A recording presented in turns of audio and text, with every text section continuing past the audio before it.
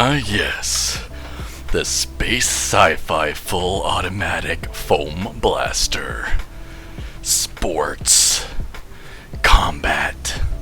Entertainment. Sports. This is the space sci-fi full automatic foam blaster. If you couldn't tell by the name, it is a Chinese blaster. It's a flywheel powered full auto dart pistol that kind of looks like Tracer's weapons from Overwatch had a child with a bolter from Warhammer. It's got that kind of sci-fi aesthetic going on. It's smaller than I expected given pictures. It's very much pistol size. From what I've seen, most sellers give you the option of buying just the blaster that comes with a proprietary magazine and a 2-cell cheapo lithium battery, or the blaster and some accessories. In this case, that is a N-Strike compatible barrel attachment. You got a couple different sights, kind of red dot looking. You have a rail extension that gives you an angled attachment point as well. It's powered by a 2-cell lithium battery. At the front, there is an N-Strike barrel lug. Below that, we have some Picatinny rail, a short length so you could put a foregrip or something like this little cheapy laser sight, or if you have something a little bit better quality to attach there. Up above, there is another set of attachment points for sights, and in the middle, you have a jam door. It doesn't click in or anything, so it is prone to just sort of fly around with gravity. On the side of the blaster, you have a sci-fi-esque gear that you can rotate here. That is the on and off switch. Interestingly enough, the feeding mechanism is kind of interesting in more than one way. It is 3/4 length darts, which is odd. I haven't seen anybody use 3/4 length darts before, but also it is a double stacked magazine, so you put alternating rounds in and it allows you to be almost double the capacity. So this is a 20 round mag, not very long, but of course you have the extra width. They tend not to work very well with Nerf darts, so we'll see about that. The grip isn't too bad. I have a medium-sized hand, so it fits me, but if you had anything larger than that, it would definitely be very cramped. It is restricted here because they went with that sort of SMG kind of closed off grip style with the battery compartment at the bottom. So with this, if you have a larger hand, that might be an issue. With my hand, it fits in here no problem, but I do find it's a bit weird for the rev trigger. It's kind of sitting in a little farther. If it was extended a bit farther out with my sized hands, it would be a bit easier. I kind of have to push in my finger a bit weird. You can easily work around it, it's just not ideal for me. The amount of space you have in the tray for batteries is not much, as you can see by the depth of this here. It comes with a 2-cell lithium battery that just barely fits. If you wanted to put a LiPo in it and rewire it, you would likely need to either expand this or just put the battery somewhere else. At the rear of the blaster, it does have an extending shoulder stock. However, it is definitely too small to actually use as a shoulder stock. As you can see, it makes it about halfway up my forearm here. If it's in all the way, it's kind of pushing up against my hand here, so not ideal. If you move it back, it's still in your forearm. Maybe for a small child it might be long enough, like a very small child, but for most people I would probably just pull it out and get rid of it, and then you have a pretty svelte little pistol here. The plastic quality is light. It's not too bad, it's not too flimsy. I would say it's probably around Busby level. It's not too bad. Doesn't feel super high quality, but doesn't feel like you're gonna damage it too easily. The biggest gripe I would have for the durability would be this power switch. It's a cool design. I like the look of it. I dig it. However, definitely given the feel of it, it doesn't stop firmly either way. You could definitely keep rotating it. Except if you do, you're gonna snap it right off, either damage the switch in here or just break the gear right off of the blaster. I don't know if you can really see that well, but I'm flexing it right now and I just heard it kind of creak. If you get somebody all gung-ho that just twists it, it's gonna break off. So this could be a point of failure if you let somebody use it that isn't particularly careful with it.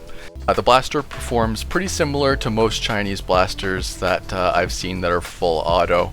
It hits around the 70 FPS mark with some fluctuation above and below. The darts that are included are pretty bad though. When I cut down some Adventure Force darts, I did see a pretty big boost in accuracy and range. With the stock darts, I wasn't even able to reach my target at 50 feet.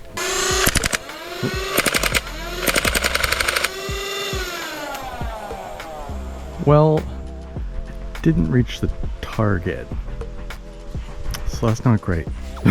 Whereas with the cut down Adventure Force darts, I was able to get 100, 105 FPS and a much tighter grouping. Try to see if I can fire one. Nope, one spiraled.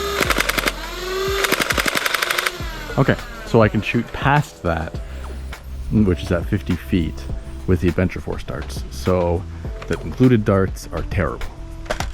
But with both rounds, the fire rate was pretty inconsistent. It seemed like you were being limited more by the magazine than anything else. Could just be the downside of doing double stacked, or maybe just the design of the magazine. I'm not sure if maybe it's the dart ends rubbing up against the inside, or if it's just from the rounds kind of compressing the way that they will, because they are not a solid ammo type like these double stack type of magazines would usually be intended for. With both ammunition types, it was around 12 darts per second. Like I said though, it was pretty inconsistent. I did notice a pretty glaring design flaw with this body.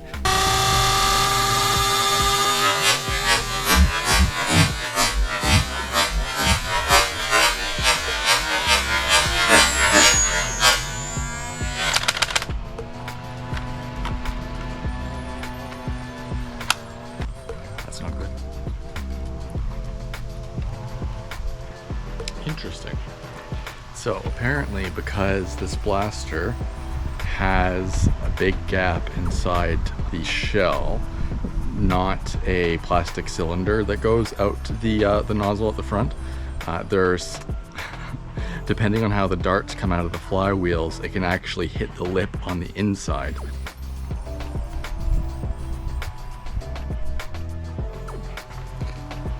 Yeah, it's not good. Most blasters, you go from your flywheels here, and then they'll have some sort of tube that comes to your nozzle at the front if it's an end strike attachment. That way, when the darts come out, if they fishtail or something, they will just hit the inside of the barrel and keep going.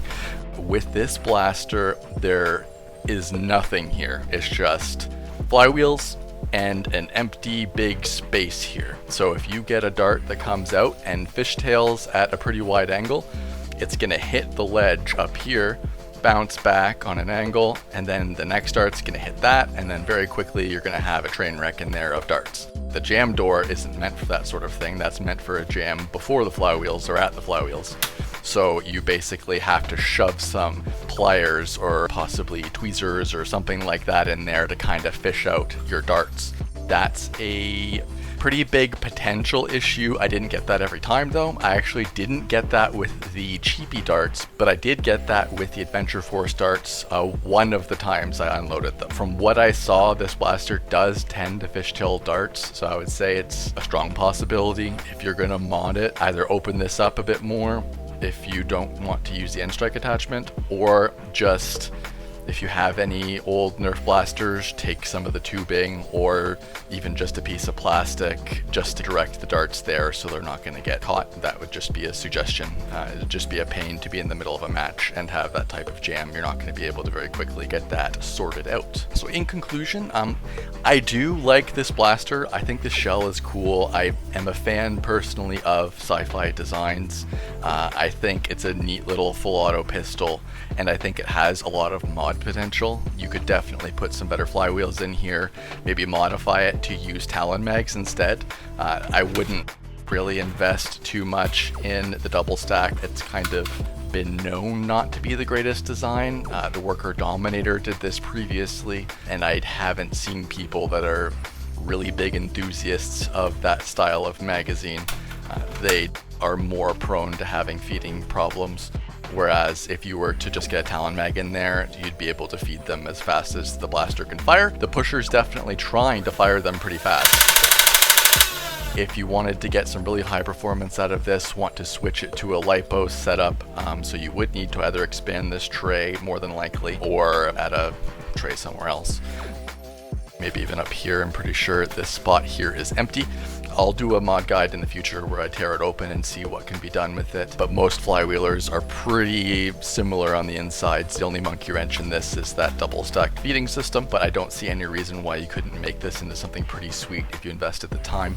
However, if you are not a modder, not interested in doing any modifications or improvements, it's definitely not something I'd recommend if you're looking for a reliable blaster that performs out of the box. It's not going to compete with a Dart Zone Pro Mark III or even like a Rapid Strike with an upgraded battery. Out of the box, with the issues it has, it's going to fire very similar speeds to a stock Nerf full auto blaster, except you might even get a worse spread because it tends to fishtail like I mentioned. If you're a modder, thumbs up. If you're not a modder, thumbs down.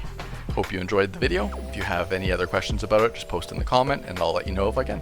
Thanks guys.